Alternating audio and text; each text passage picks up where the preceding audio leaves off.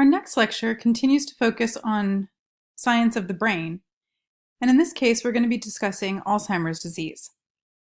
Alzheimer's is the sixth leading cause of death in the United States and is the most common type of dementia, with roughly about 75% of cases of dementia being attributed to Alzheimer's.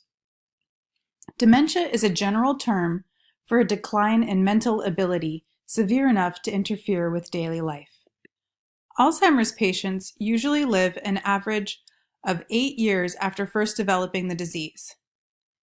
This can range from 4 years to over 20 years after diagnosis. The most common of the earliest symptoms of Alzheimer's is difficulty remembering new information, likely because this disease starts in the area of the brain involved in learning, the hippocampus. The disease then progresses to developing disorientation and confusion about events, time, and places, accompanied by mood and behavioral changes, and the feeling of being suspicious. This leads to more serious memory loss and behavioral changes, eventually resulting in difficulty walking, an inability to speak or swallow food, and always leading to death. The patient succumbs to total system failure as the brain finally shuts down completely. The brain has 100 billion neurons, each cell connecting to many others to form communication networks. 2 abnormal structures are formed in Alzheimer's patients. These 2 abnormal structures are a result of molecular differences, and so not visible unless placed under a light microscope after a brain biopsy.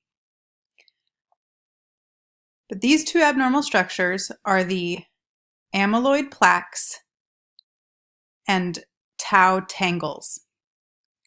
First, we'll discuss the plaques. The plaques are deposits of fragments of a protein called beta amyloid. Beta amyloid is a protein required for neuron growth, repair, and survival. In Alzheimer's patients, the beta amyloid protein ends up dissolving into fragments, and it's the protein fragments of the beta amyloid protein that builds up in the spaces between and outside the nerve cells. Tau tangles are slightly different. These are twisted fibers of another protein called tau, T-A-U. And the tau tangles build up inside the neurons. Most people develop some plaques and some tangles as they age, but individuals with Alzheimer's tend to develop far, far more. They develop them in a predictable pattern beginning in areas important for memory and learning, the hippocampus, and then spreading to other areas of the brain. It's not known exactly what role plaques and tangles play in Alzheimer's disease, but they likely block cell communication and disrupt vital processes in the brain. As a result of the blocked communication, neurons become disconnected from their neighboring neurons. And typically, when neurons lose communication with other neurons in the brain, they dissolve and die. It's the destruction of these nerve cells that cause memory failure, personality changes, disruption in motor control skills, and so forth. In the brain, this is seen as loss of neurons and deteriorations of large regions. As we saw in previous images, and I'll go back just to show you, the Alzheimer's disease patients have a much reduced structure in the brain as compared to a normal patient of the same age. Alzheimer's disease is a progressive disease, meaning symptoms start out slowly and gradually get worse. High levels of certain proteins accumulate in the brain, both inside and outside the cells. The hippocampus is the first region of the brain to be damaged. The areas around the hippocampus become damaged. Other behavioral changes and functions deteriorate as well. There are certain risk factors to developing Alzheimer's disease. Typically, individuals 65 years old and older are more likely to develop Alzheimer's than those of a younger age. However, 5% of cases appear in the 40s and 50s. These could be related to genetics, but also environmental factors.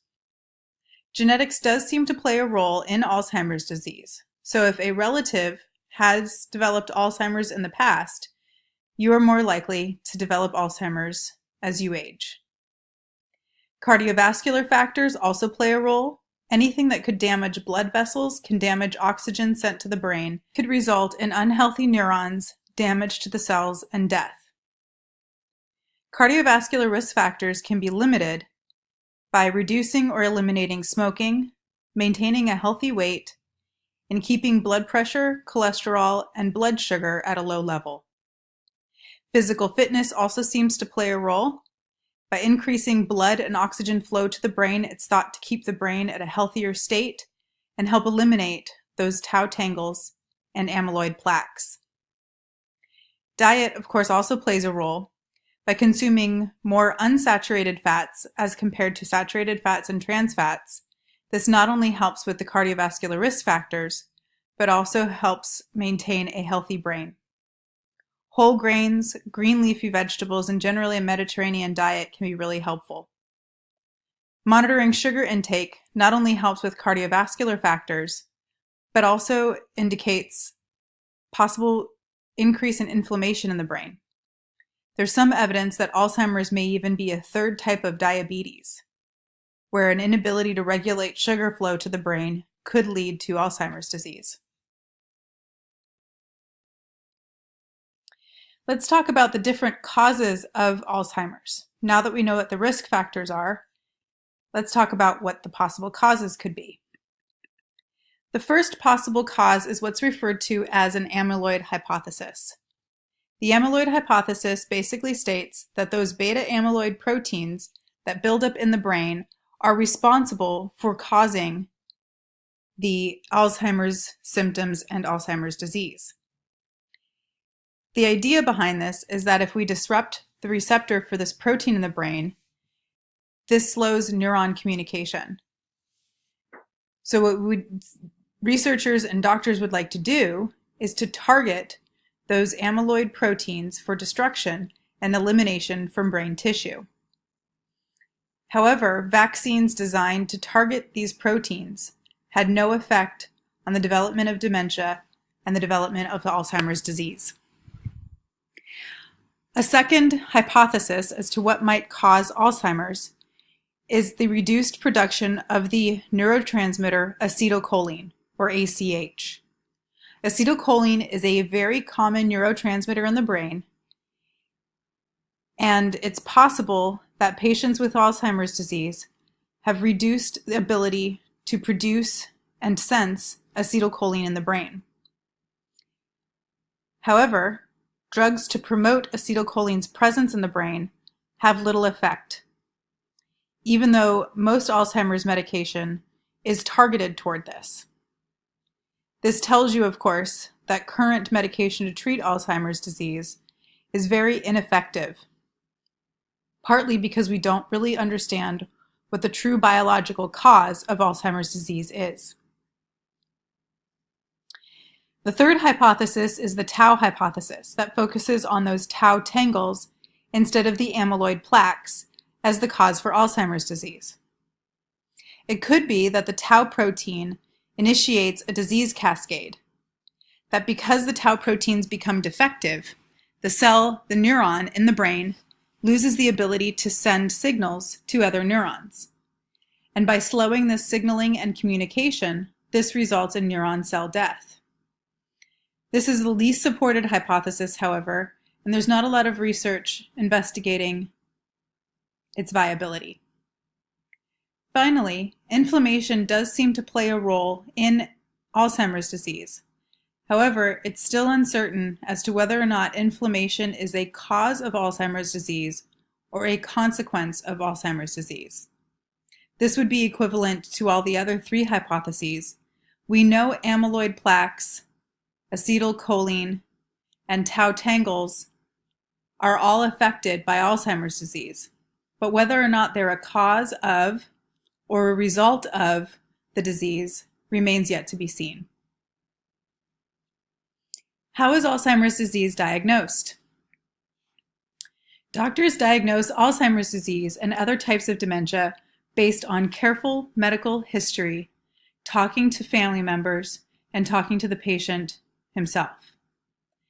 This also includes physical examinations, which involve memory tests, math tests, behavioral tests, and brain scans.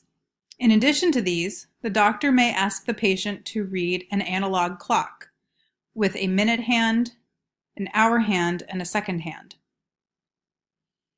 Patients with developing Alzheimer's disease may find this challenging and may also find it difficult to draw an analog clock based on a given time period.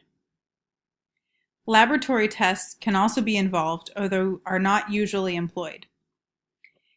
These would involve brain biopsies and analysis for plaques and tangles. Some of these plaques and tangles can even be viewed from cerebrospinal fluid.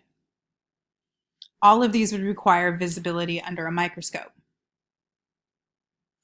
Finally, characteristic changes in thinking, memory, day-to-day function, and behavior may also be an indicator of development of Alzheimer's disease.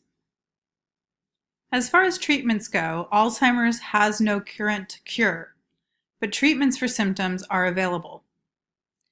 Unfortunately, the treatments cannot stop Alzheimer's disease from progressing, but it can temporarily slow worsening symptoms and improve quality of life, essentially masking the disease's progression.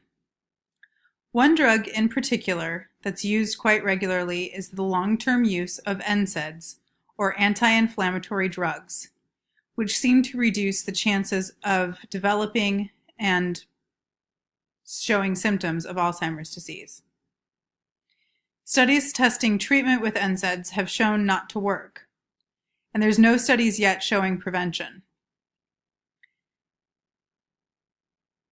However, because it's an anti-inflammatory drug, and many of these are available over the counter, some individuals choose to use this drug in Alzheimer's treatment regardless. Another molecule that's been investigated is curcumin from turmeric. It's also an anti-inflammatory molecule and does seem to prevent brain damage in many cases, although whether or not this is actually shown to work in Alzheimer's disease is yet to be seen. Coffee drinkers appear to reduce their risk of dementia by 65%. Of course, this would have to be black coffee. And again, this could be related to just increasing neural activity in general. And finally, there's a few preliminary scientific experiments showing that THC from marijuana may inhibit disease progression as well. Many of these drugs need further research in order to demonstrate their effectiveness. So how to prevent Alzheimer's disease? There's really not too much more that you can do other than making sure you take care of your cardiovascular health, watch what food you eat, make sure it's low in sugar, low in trans fats, and high in unsaturated fats. Eating plant-based foods and consuming whole grains and green vegetables. There is no conclusive study that shows an effect from these actions. In fact, nothing has shown to conclusively work. But these are the best things that Alzheimer's associations can provide to boost brain health. One last note, evidence indicates that brain skills and brain training by learning new languages or new skills is not effective in preventing Alzheimer's disease, as much as some of those apps or programs might convince you otherwise. Well, that's it for Alzheimer's. I fit it into 15 minutes, so this is the only lecture you'll need to listen to for this section.